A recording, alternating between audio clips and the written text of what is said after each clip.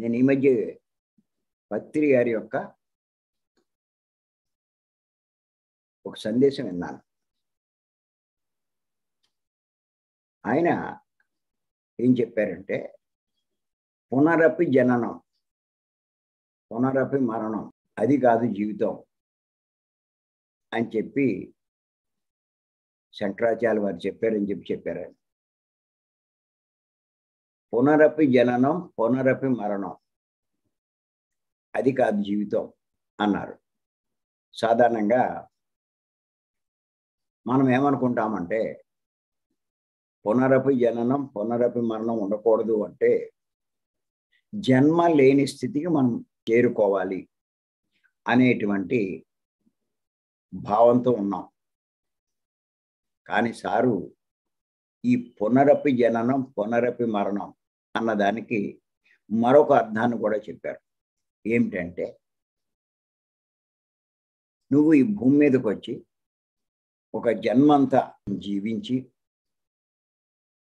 నీ జీవితంలో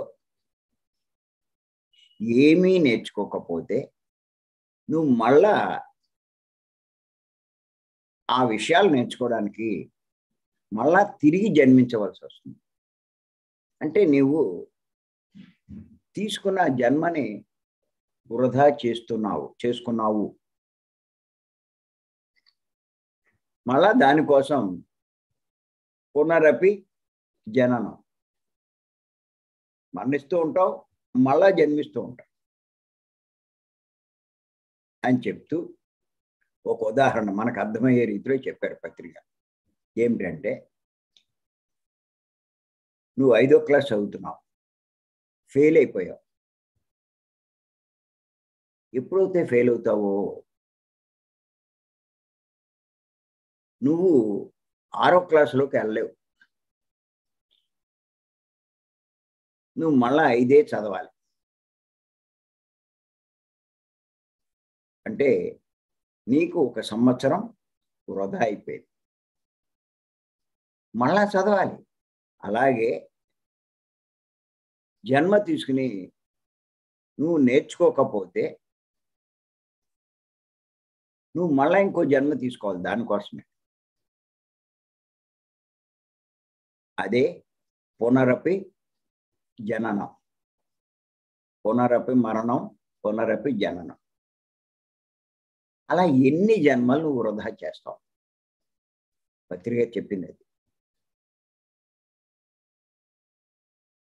ఎంత లోతర్థాలు ఉంటాయో పత్రిక చెప్పే దాంట్లో.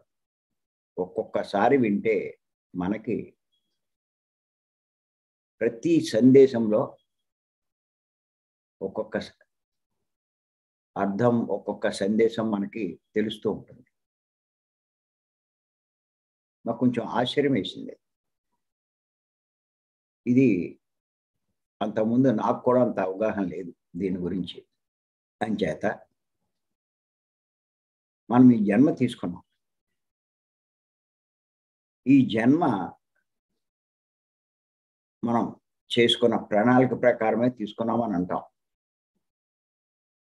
ఆ ప్రకారం మనం ఏమీ చెయ్యలేకపోతే, సాధించలేకపోతే, పొందలేకపోతే, నేర్చుకోకపోతే వీటి కోసమే మళ్ళా జన్మ తీసుకోవాలి. ఆ పైలోకవాసులు ఏం చేస్తారంటే, వీడికి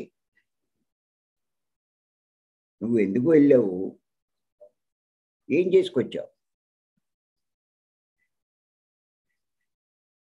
ఎందుకు నువ్వు వెళ్ళడం వృధా, దండగా అయ్యింది, మళ్ళా ఇల్లు ఏం చేస్తావు, నేర్చుకురా అని చెప్పి అదే ప్రణాళిక మళ్ళా ఇచ్చి మళ్ళా కిందకి పంపుతారు. అంటే ఆ ప్రణాళిక కోసం మళ్ళా జన్మ తీసుకోవాలి.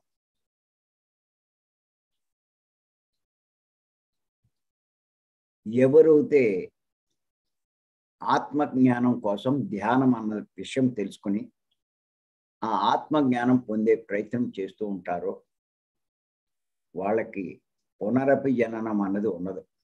పునరపి మరణము ఉండదు.